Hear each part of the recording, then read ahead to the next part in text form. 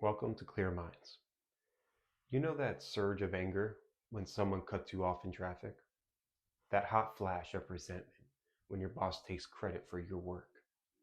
It feels totally justified, right?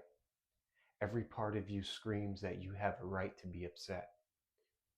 But what if I told you that feeling, that justified disturbance, is the very thing pulling you away from your peace and maybe even closer to a relapse?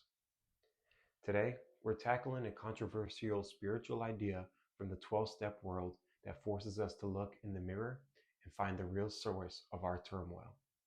It might be tough to swallow at first, but this single idea holds a key to real, lasting emotional sobriety. Let's be honest, the world practically encourages us to be disturbed. We're told to stand up for ourselves, fight back, and not let anyone get away with anything. And in that moment, we feel wronged. That emotional spike feels like power. But for anyone on a spiritual path, especially in recovery, this is a dangerous illusion. Think about it. When you're holding on to a grudge, who is it really hurting? When you spend all day replaying an argument in your head, who's losing their peace? The other person has probably forgotten all about it, but you're left stewing in your own spiritual poison. This state of disturbance, whether it's anger, fear, self-pity, is a state of disconnection. It cuts you off from your higher power, your center, in the present moment. And in that disconnected space, old habits and patterns have a nasty way of creeping back in. Every minute you spend disturbed is a step away from the serenity and a step back toward the very life you fought so hard to leave behind. This brings us to the challenging principle, a cornerstone of step 10. It is a spiritual axiom that every time we are disturbed, no matter what the cause, there is something wrong with us. Okay, hold on. Before you click off, let's get crystal clear on what this does not mean. It does not mean that you're a bad person. It doesn't mean that your feelings aren't valid. And it absolutely 100% does not mean that if someone harms you, it is your fault. What it does mean is that your disturbance is like a spiritual check engine light. It's an internal alarm telling you that something is off balance in your own spiritual condition. This something wrong with us isn't some deep character flaw. It's a spiritual malady.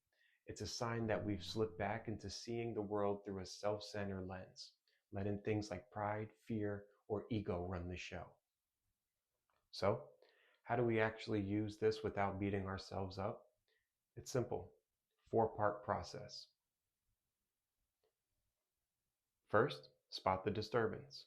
The second you feel the spike of anger, that pit of resentment, or that wave of fear, don't just react. See it for what it is. A signal. It's your cue to pause instead of plowing ahead down a road of emotional chaos. Second, look inward, not outward. Our gut reaction is to blame the external thing. He said this or she said that. The principle flips the script. It asks us to immediately look inward. My peace is gone. Why? What's happening inside of me? The outside is just the trigger. Our reaction is where the work and the freedom is. Third, find the spiritual malady. Once you're looking inward, ask the tough questions. What's the real root of this? Is it my pride that's been wounded? Am I afraid I won't get something I want? Is it selfishness? Is it insecurity? This is daily inventory. Step 10 talks about finding the root isn't for blaming yourself. It's for gaining the self-awareness you need to heal. Fourth, take spiritual action. Once you've identified the problem, you can apply a spiritual solution. This could be as simple as saying the serenity prayer to accept what you cannot change.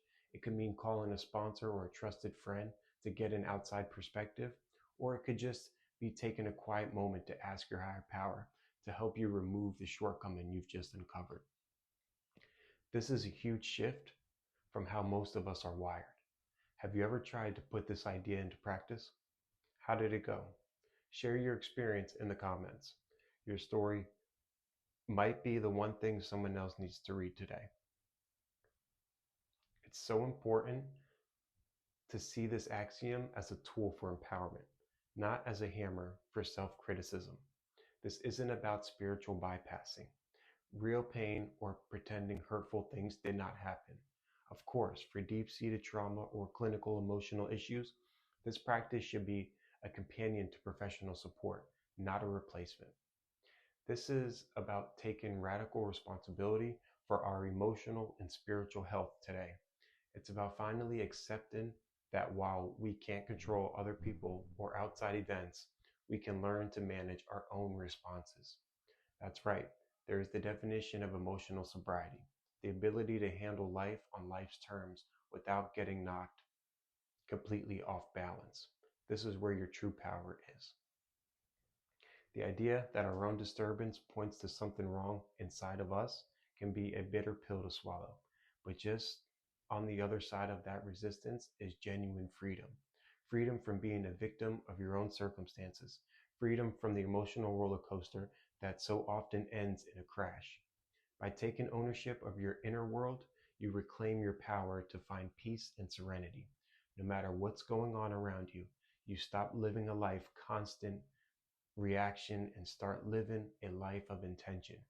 And that is the foundation of a recovery that can truly last.